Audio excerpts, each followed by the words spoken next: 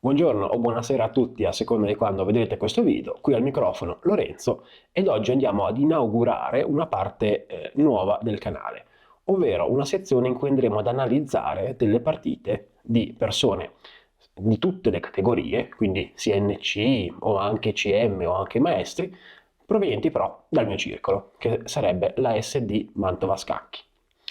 Questa volta andremo a vedere una partita giocata al recente CIS a Crema, nel raggruppamento della serie Promozione, giocata appunto da un nastro nascente del nostro circolo, ovvero il giovane Michele Formica. Michele è un ragazzo NC, da poco approcciatosi agli scacchi, però si approccia appunto in una maniera molto più metodica di molti altri giocatori ben più esperti di lui. Questa partita, fra l'altro, la analizzeremo anche per il risultato in sé, nel senso che Michele al suo primo torneo ufficiale, tra l'altro un CIS, quindi un qualcosa anche di parecchio gravoso a livello di responsabilità, Michele è riuscito a superare con il nero una seconda nazionale, quindi un giocatore che lo vedeva avanti di parecchie centinaia di punti EO. Ecco, volevo prima fare una premessa generale, sia su questa analisi che sulle altre. Io mostrerò delle partite anche, come in questo caso, di NC o giocatori comunque un po' acerbi o inesperti, quindi faranno ovviamente molti o comunque alcuni sostanziali errori tattici o strategici. Sarò anche piuttosto critico nei confronti di queste mosse, ma ciò non deve essere presa come una condanna o un puntare il dito, semplicemente un'opportunità per riflettere un po' per tutti, sia anche se giocatori un po' più inesperti, ma anche giocatori un po' più scafati, sul perché sono state giocate queste mosse. Infatti, come andremo a vedere, molti errori saranno più psicologici, più di comportamento che di scacchi, però secondo me anche per un giocatore diciamo più avviato può essere sempre utile riflettere sul perché si fanno determinati tipi di errori. Quindi assolutamente nessun tipo di condanna nei confronti di Michele, ma solamente mostrare il perché o cercare di capirlo, il perché è stata giocata una mossa piuttosto che un'altra. Come già detto, Michele aveva il nero e iniziamo appunto a vedere la partita. D4, D5, C4 e 6. Tutto molto normale, abbiamo quello che si va a prospettare come un gambetto di donna rifiutato, assolutamente nulla che possa decidere la partita, perché ci sono così tanti sistemi all'interno di questo approccio da nero che elencarli adesso è praticamente inutile.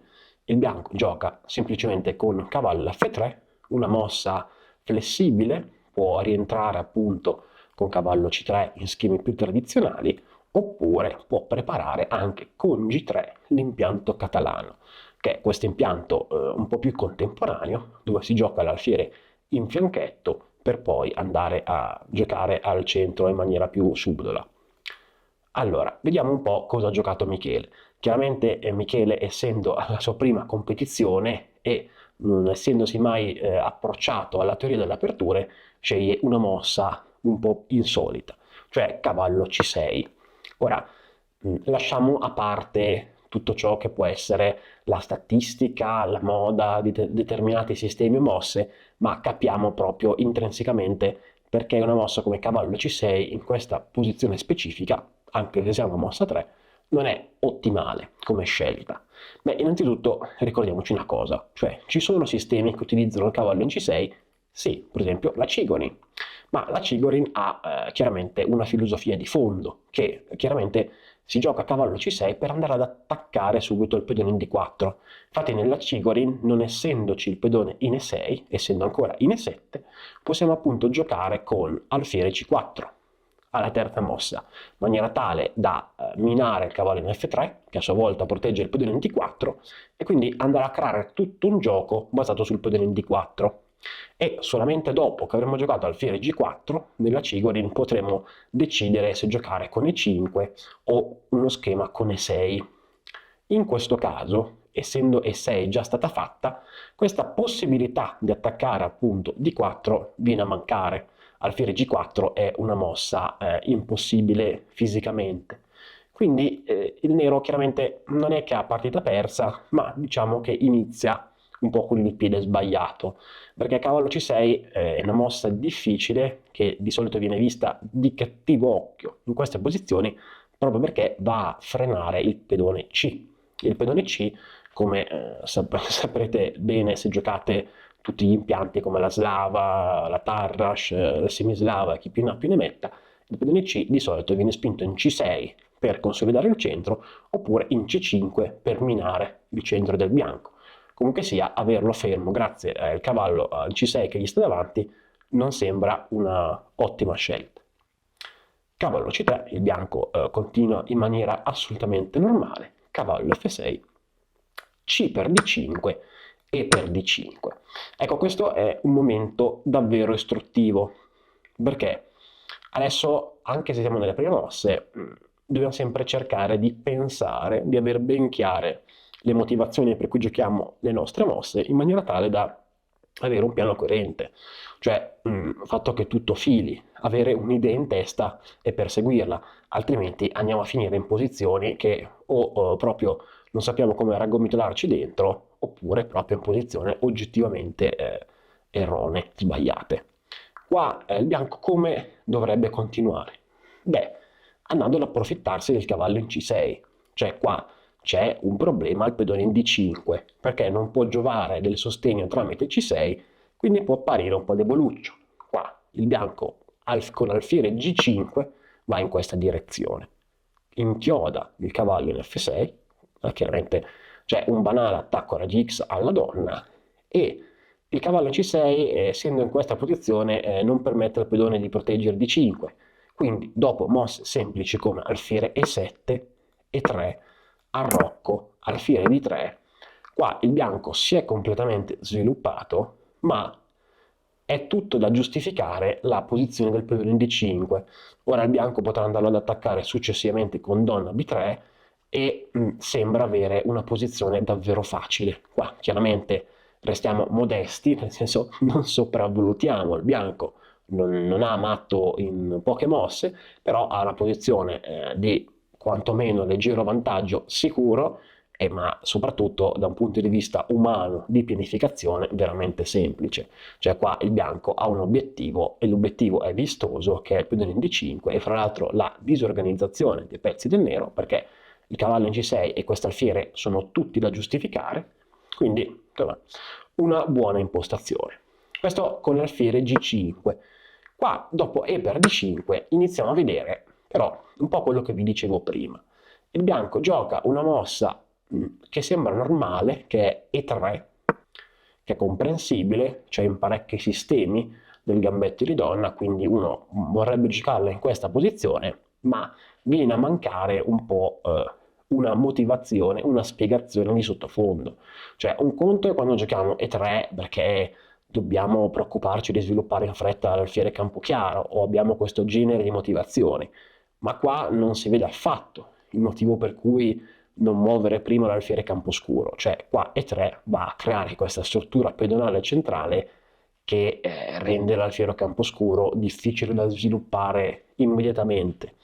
Quindi non è chiaramente un errore, il nero non vince anche qua in poche mosse, non ha una tattica brillante con cui sbaragliare il bianco, però è una scelta un po' dubbia, un po' lenta. Alfiere G5, sia da un punto di vista di armonia dei pezzi, di coordinazione, sia che di piani, cioè alfiere G5 inizia un attacco su D5 reale, e 3 una mossa un po' troppo pigra, una mossa forse giocata perché è un po' una mossa cosiddetta da libro, però non porta alcun beneficio. Qua Michele prende una scelta davvero interessante, cioè qua chiaramente uno potrebbe semplicemente giocare alfiere D6, che forse vedendo quello che ha giocato dopo Michele poteva essere la soluzione più semplice, più coerente, ma Michele sceglie alfiere B4. Ora, consciamente o non consciamente, Michele ha aperto una via strategica molto interessante. Cioè qua qual è l'idea? Chiaramente alfiere B4 minaccia la cattura. E l'idea appunto insidiosa che nasconde alfiere B4 è quella di aspettare che il bianco giochi A3 per giocare alfiere per C3. Questo perché? Perché dopo A3 che è un pedone su casa scura, alfiere per C3, B per C3 e si andrebbero a formare due pedoni, uno in C3 e l'altro in A3 su casa scura. Questo andrebbe tutto a danneggiare l'alfiere camposcuro del bianco, che avrebbe ancora meno mobilità, dovrebbe fare altre mosse di pedone per poter uscire. E questo è un piano strategico forse più sottile rispetto a quello che ha visto Michele, che magari ha giocato alfiere B4 per sviluppare un pezzo e tenere il cavallo in C3 inchiodato, però questo è un piano strategico comunque sia interessante, comunque anche da solo da analizzare. Donna C2, questa è una mossa comprensibilissima, arrocco, mossa di sviluppo assolutamente importante, e qua vediamo A3, no? Ora, A3 chiaramente era un po' da fare, cioè questo alfiere B4 alla fine della fiera può essere ingombrante.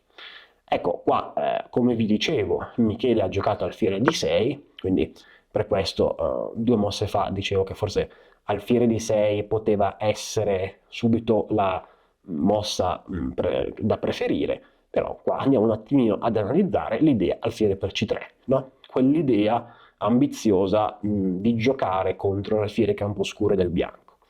Ora, a onor del vero, alfiere per C3 ha due seguiti da analizzare. Il primo, vabbè, quello con l'alfiere per C3 è un po' cioè con la B per C3, scusatemi, che si gioca sull'alfiere, ma B per C3 è quello in cui, insomma, punta il nero. Il nero adesso B per C3, chiaramente non è che il nero vada a star meglio, semplicemente ha un piano su cui giocare. Ora, cavallo A5, un po' per impedire di giocare C4 e aprirsi un po' troppo le diagonali per dar vita ancora all'alfiere camposcuro, un po' anche per andare a dare un senso a quel cavallo in C6, perché come abbiamo già visto prima, il cavallo in C6 comunque sia rischia di essere un po' fuori perlomeno dalle idee che si potrebbero giocare. E l'altra parte, cavallo A5, fra l'altro prepara il fianco al piano con B6 e C5. Interessante, comunque sia, almeno in questo caso il nero ha un piano su cui giocare. Il seguito naturale di questi eventi potrebbe essere A4, B6, alfiere A3, per dar vita chiaramente all'alfiere e minacciare fra l'altro la torre. Qua torre E8, alfiere di 3, mossa di sviluppo standard, cavallo E4, che può essere interessante da giocare prima di C5, un po' per andare a tappare la diagonale appunto che va a minacciare H7 come prevenzione assoluta, ma perché il cavallo N4 ha il suo perché, inizia a dare un occhio a C3, che comunque è una delle debolezze che ha il bianco, e poi insomma un cavallo attivo particolarmente interessante. Arrocco C5 con posizione interessante, assolutamente pari, da saper gestire, insomma, nel senso che il nero ha un'ottima presenza centrale. È pur vero che il bianco ha la coppia degli alfieri, quindi bisogna stare un po' attenti a che tipo di trasformazione pedonale diamo alla struttura, perché se la apriamo troppo rischiano di diventare davvero molto forti, però comunque sia il nero riesce a reggere. Ha trovato comunque una sistemazione interessante, dovrà decidere come sviluppare l'alfiere, che non è troppo scontata come cosa, potrebbe anche decidere di svilupparlo come in certe varianti della Tartakower, non sempre nell'alfiere in B7 ma anche in altre posizioni, anche l'alfiere in G4 potrebbe essere a tratti interessante, però insomma si regge in una posizione accettabile dai neri. L'altra possibilità, dopo alfiere per C3, resa possibile da donna C2, è donna per C3, che insomma si evita appunto di chiudere l'alfiere del tutto, però è anche vero che la donna è un po' esposta e difatti il nero va subito a porre in questione la sua permanenza nella casa in C3, cavallo E4, si deve spostare, donna C2, alfiere F5, alfiere D3, queste sono mosse come battute di golf, no? O di tennis, nel senso una mossa va coerentemente a segnarne un'altra, alfiere di 3 per proteggere la donna dalla diagonale in cui è l'alfiere in F5, torre E8, semplicemente, arrocco, donna F6. E qua invece possiamo parlare, secondo me, di leggero vantaggio del nero, comunque sia con una posizione molto stabile. Il nero addirittura potrebbe iniziare anche una quale attività sull'arrocco del bianco, ma comunque sia, come vedete che ha un'ottima presa centrale, il cavallo N4 è praticamente inamovibile e l'alfiere camposcuro del bianco dove si sviluppi non si sa, anche perché vedete questa posizione, cioè di 4 e 3 con nessuna spinta di rottura possibile, perché il pedone E del nero non c'è più, il pedone C del nero è praticamente frenato dal cavallo in C6. Questo vuol dire che è una struttura completamente statica. Questo cosa vuol dire? Che anche se il bianco arrivasse a giocare B4 o alfiere B2, beh, non si guadagnerebbe quasi nulla, perché l'alfiere in B2 sarebbe ancora praticamente completamente incarcerato dalla struttura. Non ci sono elementi dinamici di spinta di rottura, in maniera tale da liberarlo, invece dargli questa bella diagonale a A1, H8. Ok, torniamo alla mossa di Michele, alfiere D6 dopo 3, e qua la partita continua in maniera piuttosto normale. Alfiere D3, mossa di sviluppo tranquillissima, alfiere G4. Ecco, con Michele insomma prende riesce un po' a recuperare, no, il passo dall'inizio, forse dovuto anche alla scarsa conoscenza o alla scarsa esperienza, un inizio un po' con un piede sbagliato. Con l'alfiere G4 già la posizione sta migliorando, perché qui il bianco è costretto a trovarsi davanti a un bivio, cioè alfiere G4 minaccia alfiere per F3 e G per F3, andando a formare questa impedonatura con i pedoni F2 e F3. Ora, qua è anche una questione psicologica. Di solito le impedonature vengono viste a prescindere come debolezze, come elementi su cui giocare. Invece la situazione è un po' più neutra, cioè è una debolezza o un punto di forza, un'impedonatura? La risposta effettiva è dipende da dove sono, da che prospettive magari dinamiche hanno, da a che ruolo strategico in che ruolo strategico stanno incidendo nella determinata posizione. In questo caso chiaramente il bianco gioca cavallo G5, una mossa comprensibile, non si vuole fare impedonare e dà un occhio ad H7 che comunque sia è sotto l'attenzione di molti pezzi del bianco, però qua segnaliamo che si può anche gestire l'impedonatura. C'è qua H3, invitando chiaramente il nero a fare quello che voleva fare, alfiere per F3, G per F3, posizione insolita, un po' barocca se vogliamo, però molto interessante. Cioè ci sono, chiaramente sembra una debolezza, no? Però ci sono dei punti di forza. La colonna G che si apre, il controllo delle case naturali di sviluppo del cavallo, e poi il re bianco non è in pericolo, no? Non si rischia degli attacchi, quindi può anche non arroccare, stare al centro. Ad esempio, vediamo qualcosa. Torre 8, chiaramente si minaccia D4, quindi Re F1, donna D7, no? Con un po' di profilassi verso il pedone H3. Questo perché? Perché adesso il bianco vorrebbe giocare a torre G1, ma fin tanto che il pedone H3 è completamente in balia della donna, non si può fare, almeno subito. Però qua, insomma, H4 e adesso poniamo H8, una mossa qualsiasi, chiaramente mossa che si dovrà fare, no? Perché la torre bianca andrà sulla colonna G e chiaramente il pedone G sarà anche un po' in pericolo. Ora, qua fermiamo chiaramente la nostra indagine, non è assolutamente l'obiettivo, noi dovevamo solamente analizzare la partita di Michele, però questa posizione è insomma particolarmente interessante. Il bianco forse ha un margine, anche se diventa piuttosto da motore nel saperlo sfruttare appieno, perché ci sono delle mosse un po' tanto particolari, però ha il suo perché. Quindi questo non tanto per dire che il bianco qua ha un vantaggio strabiliante, partita vinta, doveva scegliere questa variante nel gioco, nella partita, però tanto per mostrare che l'impedonatura non è un male a prescindere, cioè in questa posizione si può sfruttare soprattutto quando magari abbiamo le prospettive di crearci del gioco sul re avversario, come in questo caso. Però l'avversario di Michele ha giocato cavallo G5 per non avere questo tipo di problemi e iniziare un controgioco sul pedone H. Ora, anche qui, bisogna non farsi prendere troppo magari anche dall'emozione o andare troppo dietro al nostro avversario, no? Questo è un errore che ha fatto Michele, pensare che le mosse dell'avversario fossero come calate dal cielo, no? Ipse dixit aristotelico, quindi bisogna assolutamente trattarle come se fossero oro colato. Qua Michele gioca G6, che è un po' come dire cavallo G5 ti pone un problema su H7, G6 chiude la diagonale all'alfiere, quindi problemi non ne ho più. Ragionamento forse un po' troppo lineare, perché G6 crea delle debolezze comunque sia pesanti, cioè le case scure sull'arrocco non sono affatto chiare, per esempio.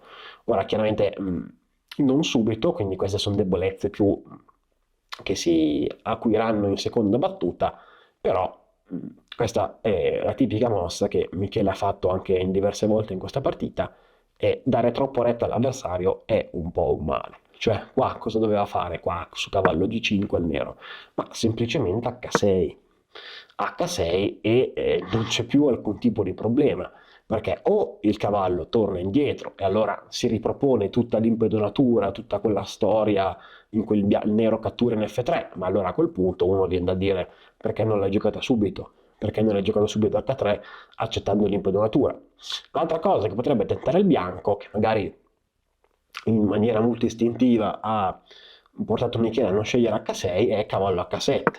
Questa mossa veramente un po' strana, però qua semplicemente torre E8, cavallo per, donna per, e il nero sta assolutamente bene. Il cavallo ha fatto un po' un giro dell'oca per andarsi a cambiare su un altro cavallo e tra l'altro metterci la torre e la donna in una posizione assolutamente migliore, molto più aperta. Tra l'altro adesso minacciamo cavallo per D4, quindi bisogna anche stare attenti.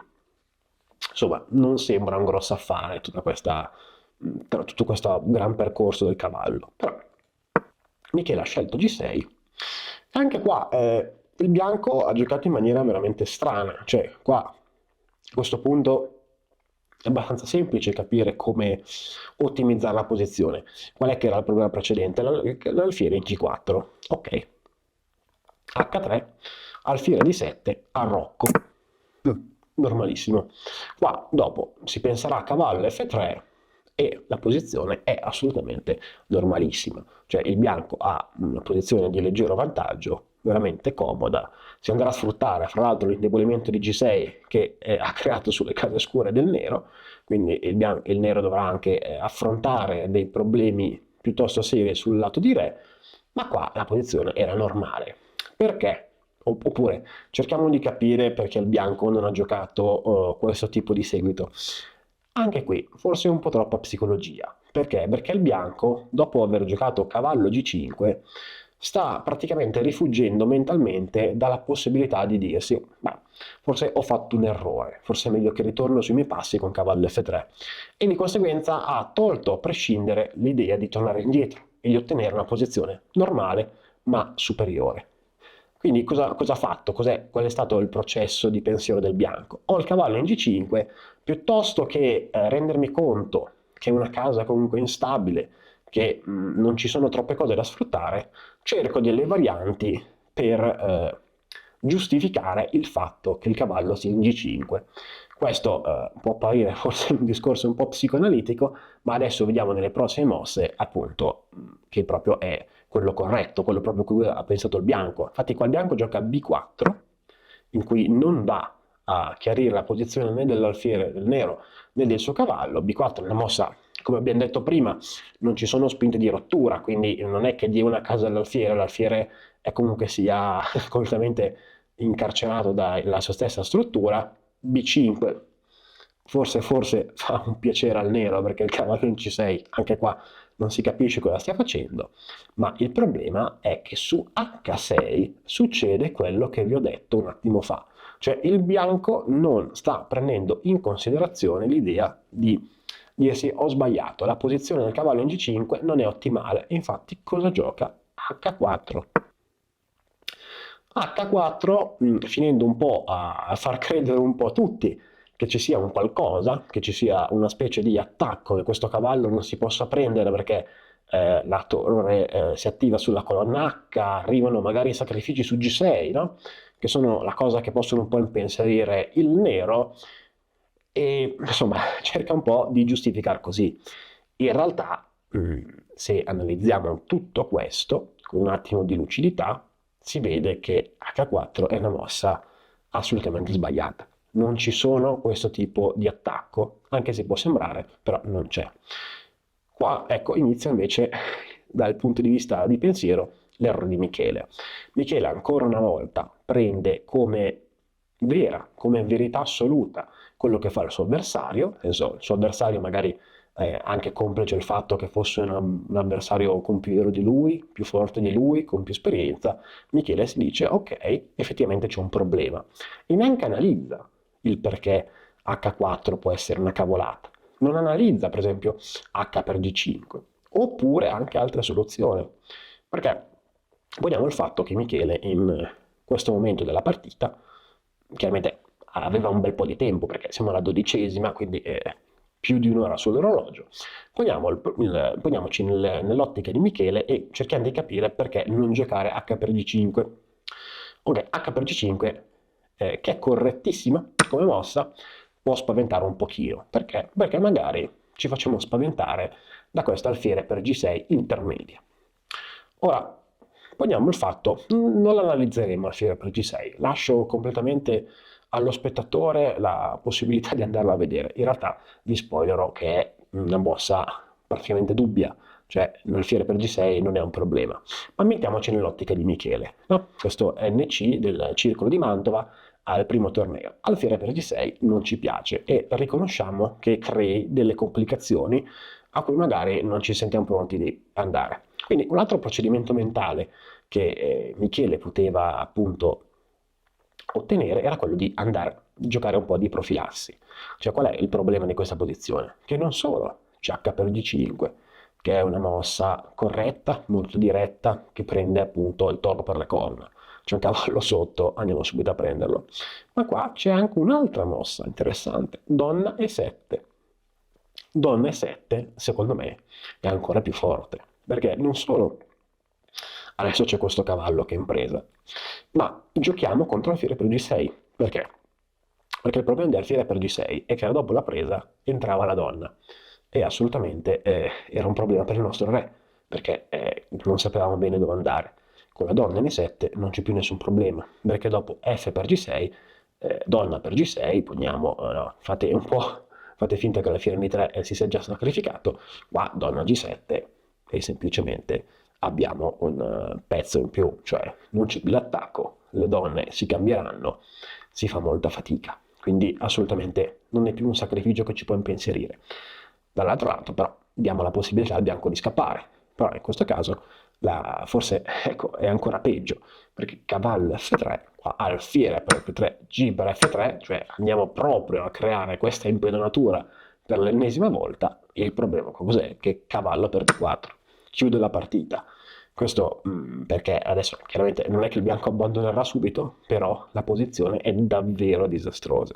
Cioè il cavallo per D4 ti arriva in faccia, adesso i pezzi del bianco sono completamente da organizzare e non si capisce bene come organizzarli, se è un pedone sotto, F3 traballante, insomma il bianco è davvero messo davvero male. Quindi diciamo che se Michele avesse pensato un po' più di profilassi, avesse giocato più costruttivamente sulle mosse del suo avversario, avrebbe potuto trovare questo seguito tranquillo, senza complicazioni, proprio molto anche lineare, perché sono tutte mosse forzanti, quale più, quale meno, ma con un vantaggio chiaro, cioè un pedone in più con una posizione abbastanza strana del bianco. Adesso queste sì che sono delle debolezze importanti e soprattutto ci sono i pezzi che non sanno bene dove andare.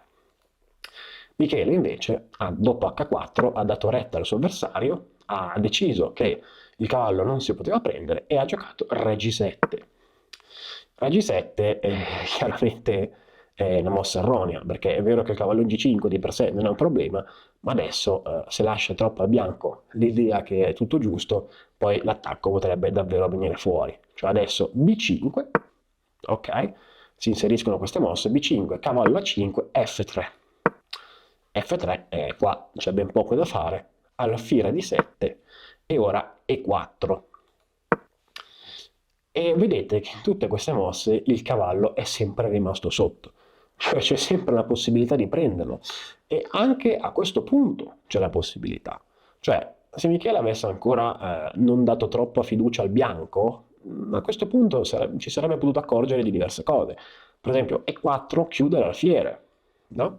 Quindi H per G5 sarebbe stato una cosa correttissima, non c'è più nessun motivo di aver paura. Fra l'altro E5, no? Che è quello che si potrebbe giocare, c'è una forchetta, si apre l'alfiere su G6, anche se adesso con il G7 si fa fatica a pensare dei sacrifici, ma qua semplicemente G per H4. Stiamo mangiando davvero troppo materiale. Abbiamo comunque un pezzo in più, ok, adesso lo riprenderà, però vuol dire perdere un altro pedone. Si apre tra l'altro la colonna E sul re, quindi un po' un problema. I pezzi del bianco sono sempre lì, non stanno facendo niente di che, e qua la posizione è davvero facile, cioè questa è una partita veramente facile per il nero. L'altra cosa che si poteva fare, se proprio vogliamo essere fini e giocare sulle debolezze delle case scure, appunto del bianco, qua si poteva anche pensare ad un alfiere G3, re F1, alfiere H5, e qua proprio stiamo andando a sottolineare la debolezza delle case scure del bianco. Qua addirittura si può pensare poi in futuro a qualche ingresso su F4, a G3 si sposta l'alfiere cavallo G3, perde la qualità. C'è sempre questo cavallo sotto che, anche se Michele non l'ha mai preso, è comunque sotto e prima o poi andrà spostato facendoci guadagnare un tempo. Qua la posizione è assolutamente perfetta. Facilissima partita per il nero. Michele dà ancora retta al suo avversario, E4, no? Mette in tensione questi pedoni. Dando retta che sia la mossa giusta, Michele mangia il pedone, D per E4. Andando un attimino a ecco, chiarire il centro, magari si aspettava di attaccarlo sulla colonna E, però il centro del bianco è impegnativo da smantellare a questo punto. Ora, il suo avversario, come Michele, ha dimostrato una fiducia incrollabile nel suo avversario, l'avversario stesso ha appunto un'autostima da fare invidia, perché qua, potendosi ravvedere finalmente sul cavallo G, fra l'altro in una maniera eccezionale, cioè qua si poteva giocare cavallo G per E4, torre 8, alfiere B2, e adesso il bianco può si sperare in un vantaggio. Qua il suo alfiere camposcuro, fra l'altro, è diventato un pezzo con la P maiuscola, perché adesso questa diagonale innanzitutto non è più fissa, perché questo si può muovere, ma è una diagonale che punta sul re, andando anche a sottolineare l'indebolimento iniziato con G6. Quindi sarebbe stata una scelta molto molto molto interessante, ma finalmente il bianco avrebbe potuto cercare un vantaggio oggettivo. Quindi ancora una volta l'avversario proprio, proprio grazie a una fiducia in se stesso, un'autostima incrollabile, gioca a cavallo C per E4. È un errore grave perché c'è sempre il cavallo sotto, cioè qua semplicemente H per G5, alfiere per G5, alfiere 7 e non si capisce come cavolo il bianco giustifichi un pezzo in meno, cioè qua non c'è nessun tipo di attacco. Fra l'altro alfiere 7 si preannunciano delle liquidazioni incredibili, prendere in F6 non ha senso, c'è un re che comunque è ancora in ballo sulla colonna E, quindi torre 8 fa paura, non si capisce molto bene cosa fare, però ancora una volta Michele va dietro al fatto che il cavallo G5 sia intoccabile, quindi alfiere E7. Alfiere E7 e qua alfiere F4, minacciando C7, e Michele alla mossa 17, quindi veramente praticamente 10 mosse dopo, a momenti, da quando il cavallo è andato in G5, gioca H per G5. Ora, un po' come dire, oltre al danno alla beffa, Michele lo mangia finalmente, ma nel momento forse peggiore possibile, perché a questo punto è vero che il bianco è un pezzo sotto, però può crearsi del compenso, come grazie al fiere per C7. Fiere per C7 inizia un po' una situazione complicata, difficile da gestire. Fiere per C7 è un doppio, no? Donna cavallo, per il momento non ci preoccupa più di tanto, perché il nero comunque sia un pezzo sopra, però bisogna, come dire, gestire la posizione. Un'idea interessante che segnalo, prima di vedere la mossa di Michele, sarebbe stata donna E8, che è interessante perché va un po' a giocare sul fatto che il re sia ancora in E1, non si sia sviluppato, quindi magari possiamo tentare degli attacchi di scoperta. Qua per esempio mostriamo qualche idea, non so, alfiere E5, va a coprire il tutto, possiamo giocare con G per H4, re F2 e torre H8. Possiamo sempre giocare appunto con torre H8 in maniera tale da dare un senso al pedone in H4, e dopo che avremo sistemato il cavallo in A5 la posizione è assolutamente invidiabile per il nero. Questa è un'ottima posizione. Certo, abbiamo ancora un po' di tensione su F6, dobbiamo stare attenti qua a dare ancora un po' di difesa, però per il resto la situazione è assolutamente invidiabile. Dopo donna e8, per esempio, potrebbe starci l'altra mossa diretta, che è alfiere per A5. Alfiere per A5 si prende il pezzo, ma qua ancora una volta abbiamo questa risorsa. Torre H8. Torre H8. Giochiamo appunto sul fatto che il pedone H sia inchiodato, perché è sulla stessa colonna della torre H1 che non è protetta. Partita molto interessante. Andremo a catturare pedone H. Il nero ha assolutamente del gioco attivo, molta dinamica, materiale chiaramente presto acquistabile, acquisibile, perché chiaramente ci sono delle debolezze importanti, soprattutto sulle case scure. Sarebbe stata una scelta piuttosto interessante. Michele invece sceglie l'altro tipo di scelta, quella forse più diretta, cioè donna C8, andando appunto a creare questo gioco di sguardi fra le donne. Qua il bianco ha giocato H per G5. Qua, a onor del vero, forse la mossa più forte è semplicemente quella di prendere una 5, donna per C2, alfiere per C2, G per A4. La posizione è onestamente pari, cioè completamente pareggiata, però forse il nero ha qualche prospettiva dinamica in più, quindi sarebbe stata forse la scelta oggettivamente migliore. Bianco sceglie H per G5, cavallo per E4. Ora, qua è difficile vederlo forse all'inizio, ma c'è una grande differenza fra prendere il cavallo di alfiere o di pedone. Cioè, il pedone sarebbe stato l'unico modo per tenere la parità, F per E4. Perché? Perché è vero che sembra, no, che il nero ottenga un ottimo finale, come semplicemente alfiere per G5, alfiere per A5, il pezzo da catturare, donna per C2, alfiere per C2 e adesso F5, che ha le sue grandi prospettive dinamiche. Si mette un po' in tensione al centro del bianco, si prepara appunto su questa diagonale E, comunque sia vari tipi di gioco sia da una torre che dall'altra. Sembra appunto che il nero abbia trovato una quadra. Questo è vero, ci sono ottime prospettive dinamiche, il problema è che il bianco può tenere la parità di questo finale, con alfiere di 2 immediata. Andando volente o nolente a cambiarci appunto questo alfiere, alfiere per D2, re per D2, posizione che bisogna tenere un attimino, ma assolutamente equilibrata. Non c'è alcun tipo di problema. Certo, il bianco deve comunque stare un po' attento, perché comunque il nero ha ancora un po' di iniziativa, però posizione completamente pari. Quindi cavallo per E4, F per E4 era l'unica via. Ora, l'avversario non sa vede di questo, gioca alfiere per E4, che è sempre una mossa più istintiva perché è un po' più attiva, sembra far di più, fa pressione su B7, si tiene l'alfiere aperto su G6, non si sa mai che ricapita ancora un'idea di sacrificio, però il fatto che adesso, dovendo appunto dire le cose onestamente, con l'alfiere per G5 la posizione è assolutamente precaria. Questo perché? Perché adesso, a parte F per E4, aveva un po' l'idea di coprire in qualche modo la colonna E, quindi di non creare subito dei problemi sul re.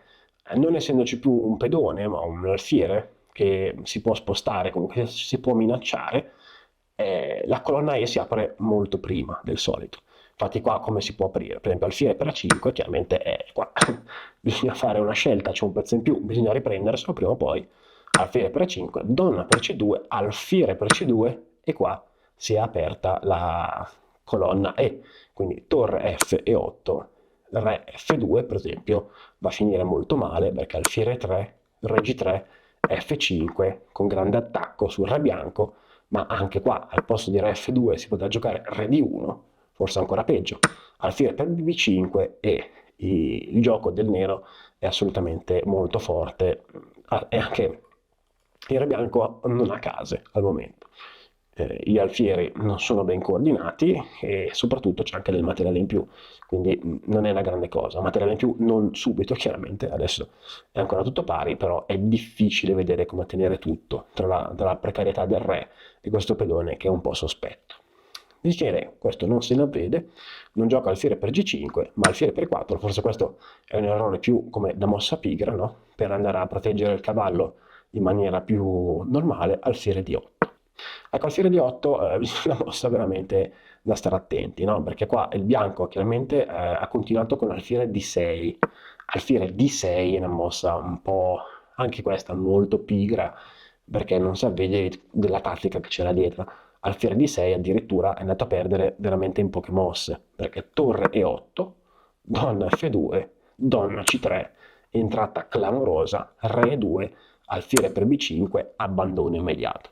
Qua non c'è più nulla da fare, bisogna andare pezzi su pezzi perché il re è praticamente ingestibile.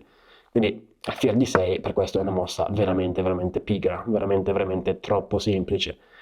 Il problema, quello che farà arrabbiare ancora di più il bianco, è che alfiere di 8 di Michele in questa posizione è un errore veramente, veramente decisivo. Perché qua, se il bianco avesse visto un po' più in là, avrebbe potuto trovare alfiere E5. Alfiere 5, tra l'altro, fa nascere delle convergenze su H8, no? Tra l'alfiere e la torre. Quindi ci sono delle minacce di matto, belle impegnative, cioè re G8, torre H8, matto, fine della partita. Alfiere 5 bisogna giocare per forza F6, ma F6, G per F6, alfiere per F6. Ora, l'ultima mossa, veramente la ciliegina sulla torta, donna di 2. Vedete bene che la donna si intrufula in qualsiasi caso nello schieramento del nero e qua, insomma, praticamente il nero finisce con posizione persa praticamente istantaneamente. Qua è una goduria giocarsela da bianco per vedere in quante mosse il nero resiste, ma le prospettive non esistono più. Qua il nero ha assolutamente perso, può abbandonare in poche mosse. E invece, gioco della sorte, è finito proprio il bianco ad abbandonare dopo 3 mosse, dopo l'ultima mossa pigra. Quindi questo diciamo è stata tutta la partita abbastanza corta. Oltre a tutto quello che ci siamo detti, forse Michele comunque sia un po' ancora crescere di tanto, comunque è una partita importante giocata al CIS contro la seconda nazionale. Quello che vorrei sottolineare è questo atteggiamento un po' troppo remissivo contro il nostro avversario, cioè davanti a mosse come H4 ricordiamoci sempre che noi dobbiamo giocare secondo i nostri piani e le nostre idee, senza lasciarci modellare da quello che fa l'avversario. Cioè l'avversario fa delle mosse, ma l'atteggiamento forse più corretto, come anche promuoveva il Silman, era quello di pensare un po' che le mosse del nostro avversario non siano eccessivamente corrette. Quindi non solo di capire i pro della posizione dell'avversario e della nostra, ma anche cercare i difetti. Cioè una mossa come H4 crea chiaramente dei problemi e noi, soprattutto le varianti più critiche, quelle dove andiamo a prendere un pezzo, dovremo tenerle in considerazione fino alla fine, fino ad avere un modo, diciamo, una ragione oggettiva per scartarle. Detto questo, comunque sia, complimenti a Michele per la vittoria contro un giocatore con più esperienza e più punti di lui. Spero che il video vi sia piaciuto, arrivederci e alla prossima.